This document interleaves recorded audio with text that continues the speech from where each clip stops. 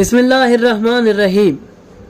کربلا کی زمین پر جب امام حسین علیہ السلام کا پہلا قطرہ خون گرا تو وہ محض ایک زخمی جسم سے نکلا ہوا خون نہ تھا، وہ ایک پیغام تھا، ایک معجزہ تھا، ایک صداقت کی مہر تھی۔ اس خون کے ایک ایک قطرے کی قیمت وہ ہے جسے لفظوں میں نہیں تولا جا سکتا، اور اس کے معجزات وہ ہیں جنہیں عقل و فہم کی کوئی میزان نہیں ناپ سکتی۔ یہی تو وہ خون تھا جو جہاں گرا وہاں زمین مقدس ہو گئی، وہاں خاک شفا بن گئی، وہاں ہوا مہکنے لگی اور فضا گواہ بن گئی کہ یہاں مظلوم کربلا کا خون ٹپکا تھا۔ کوئی مقام ایسا تھا جہاں اس خون کی تاثیر نے مریض کو شفا بخشی، تو کئی جگہ ایسی جہاں دلوں کو سکون نصیب ہوا۔ کسی کی بند قسمت کھل گئی، کسی کا بکھرا مقدر سنور گیا، اور کسی کی زندگی کو وہ نور ملا جو صرف خون حسین سے مل سکتا تھا۔ یہی وہ قطرے ہیں جنہوں نے تاریخ کا رخ موڑا اور زمین کے سینے پر ہمیشہ کے لیے مظلومیت کی سرخ لکیر کھینچ دی۔ اسی خون کے معجزات میں ایک معجزہ وہ بھی ہے جو کربلا کے میدان میں اس وقت رونما ہوا جب امام حسین علیہ السلام کی شہادت ہو چکی تھی اور ان کا جسم مبارک تنہا بے غور و کفن تپتی ہوئی ریت پر پڑا تھا۔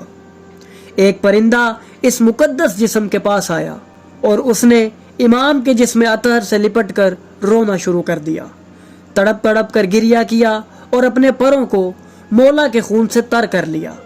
وہ پرندہ ایک گواہ بن چکا تھا، ایک نقیب بن چکا تھا جو اپنے ساتھ پیغام مظلومیت لے کر آسمان کی طرف اڑا، اور جب اپنے گھونسلے میں پہنچا تو دیگر پرندوں کو خبر دی کہ امام حسین علیہ السلام کو شہید کر دیا گیا ہے، امام کا لاشا خاک پر پڑا ہے۔ یہ سن کر پرندوں کا جھنڈ آسمان پر بکھر گیا، کوئی ایک طرف اڑا تو کوئی دوسری طرف، ہر ایک نے دنیا کے مختلف خطوں میں جا کر نوحہ کیا، گریہ کیا اور اس بے مثال شہادت کی خبر سنائی۔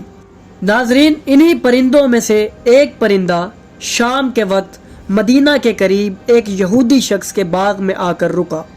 اس کے پروں سے امام حسین علیہ السلام کا خون ٹپک رہا تھا، وہ مسلسل نوحہ کر رہا تھا۔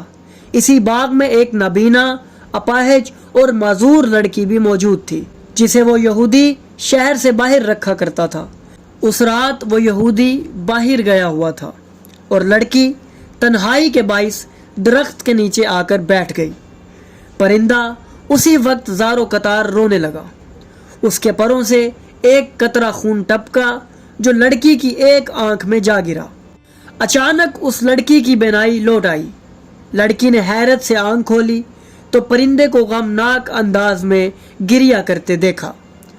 پھر اس نے دوسرا قطرہ جان بوجھ کر اپنی دوسری آنکھ میں گرایا تو وہ آنکھ بھی روشن ہو گئی۔ اب اس کے دل میں امید پیدا ہوئی، اس نے مزید خون اپنے جسم پر ملنا شروع کر دیا۔ وہ جو نہ دیکھ سکتی تھی نہ چل سکتی تھی، چند لمحوں میں مکمل صحت یاب ہو گئی اور اپنے پیروں پر کھڑی ہو کر چلنے لگی۔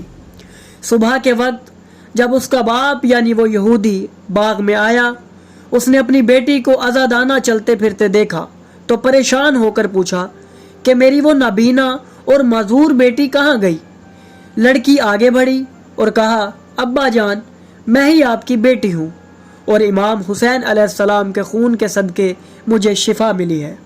یہ سن کر وہ یہودی لرزا اٹھا، لڑکی کا ہاتھ پکڑ کر درخت کے نیچے آیا جہاں پرندہ اب بھی غمزدہ گریہ کر رہا تھا۔ یہودی نے کہا، اے پرندے، خدا کے واسطے بتا تو کون ہے؟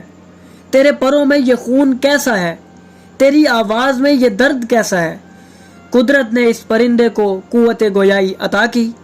اس نے کہا کہ میں کربلا سے آیا ہوں، یہ خون کسی عام انسان کا نہیں، یہ خون زہرا کے لال رسول کے نواسے کا خون ہے۔ میں بھی ان پرندوں میں شامل ہوں جنہیں اللہ نے حکم دیا کہ اس مظلومیت کی خبر دنیا تک پہنچائیں۔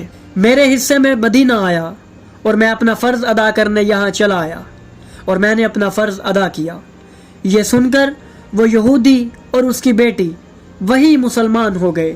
پھر جب یہ خبر قبیلے میں پھیلی تو اس کے خاندان کے 500 سے زیادہ لوگ دائرہ اسلام میں داخل ہو گئے۔ یہ کوئی کہانی نہیں، یہ تاریخ کے سینے پر لکھا ہوا ایک سچ ہے۔ یہ وہ خون ہے جس نے صرف زمین کو نہیں، دلوں کو بھی زندہ کیا، جو صرف کربلا کے تپتے ذروں میں نہیں، انسانیت کے ضمیر میں ہمیشہ کے لیے رچ بس گیا، جو نابینا کو روشنی دیتا ہے، معذور کو شفا بخشتا ہے اور گمراہ کو راہ دکھاتا ہے۔ خون حسین وہ چراغ ہے جس کے ہر قطرے میں ایک معجزہ ہے اور ہر معجزے میں ایک ہدایت۔ یہ خون آج بھی گواہی دیتا ہے کہ حق کبھی دبایا نہیں جا سکتا اور مظلوم کی صدا ہمیشہ فضاؤں میں گونجتی رہتی ہے۔